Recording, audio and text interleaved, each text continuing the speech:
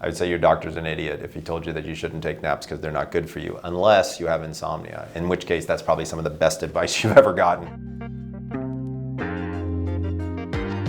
Hi, I'm Dr. Michael Bruce, the sleep doctor, and welcome. Let's start with one of my favorite topics, naps.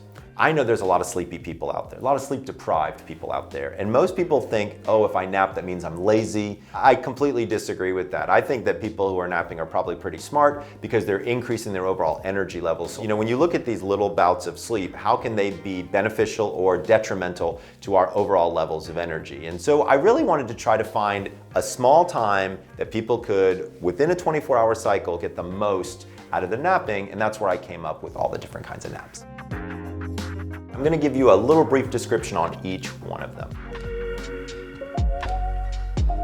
The first one is called the CEO nap. This is a 15 to 25 minute nap that a lot of my CEOs take during the day, usually somewhere between 1 and 3 in the afternoon. This is a natural time where people have a tendency to get sleepy due to actually a core body temperature drop that occurs. Lots of my CEOs find they start to slow down at that period of time.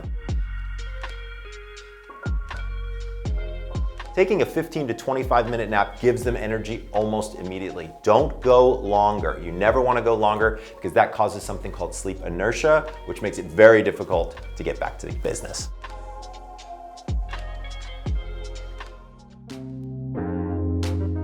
The sports nap is a really interesting tool. I've had several athletes utilize this. Literally 30 minutes before an event, they close their eyes and begin to meditate. Now, to be fair, some of them fall asleep, some of them don't fall asleep. You really only want to do this for between 15 and 20 minutes, about 30 minutes before your event. What this does is it helps revitalize the energy stores and give you a little bit of extra energy to make sleep that secret weapon.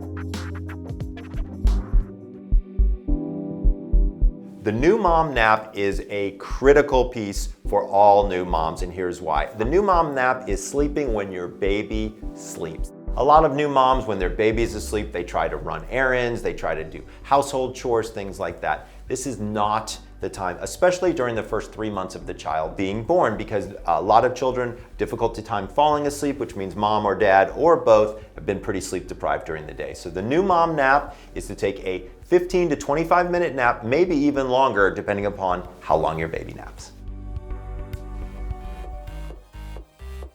The disco nap is a really funny nap. It's from back in the 80s and 70s where people would go out and knew that they were going to be staying out really late. You take a 90-minute nap, 90 minutes, hour and a half. That's actually one full sleep cycle before you go out that night.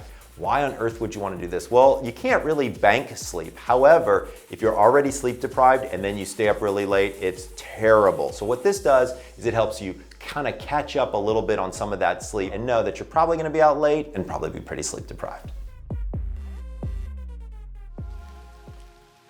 So the teen nap, this is something, I've got 2 teenagers, we do this at our house quite a bit. And so right when they come home from school, let them take a 20 to 25 minute nap. Many times they're exhausted, and this can actually help give them a little bit more energy. Number 1, to eat dinner, but number 2, to do their homework in the evenings. I do have some people who don't take a 20-minute nap, but take a 90-minute nap for their teenagers when they come home. Again, I don't think I have a real problem with this, but be careful. If they're napping too late, like after probably 4 o'clock, this could have an effect on their ability to fall asleep at night. And remember, teenagers love to stay up late and sleep late, so that can make it really difficult in the mornings. Again, if you do the teen nap too late in the day. The next one is called the Nappa latte. I will be honest with you, this is the most popular nap that I educate people on. What you do is you go out and you buy a cup of drip black coffee, about 6 ounces. Throw in 3 ice cubes. This is merely to cool it down. Slug it, drink the whole thing as quickly as you can, then immediately take a 25-minute nap. Here's the science behind why this works.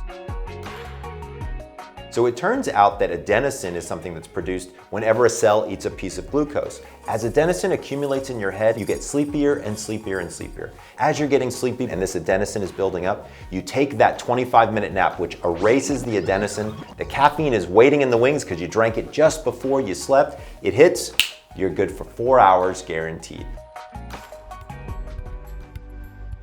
The jet lag nap is another type of nap. This can be very, very helpful. You really want to look at when you are going to be napping, but it's a 25-minute nap and you actually have to time it almost perfectly. One of the best ways to do this is if you go to www.timeshifter.com, there's actually an app that you can download that will tell you the specific time for the jet lag nap. I would argue that napping is probably a performance tool. I personally utilize napping.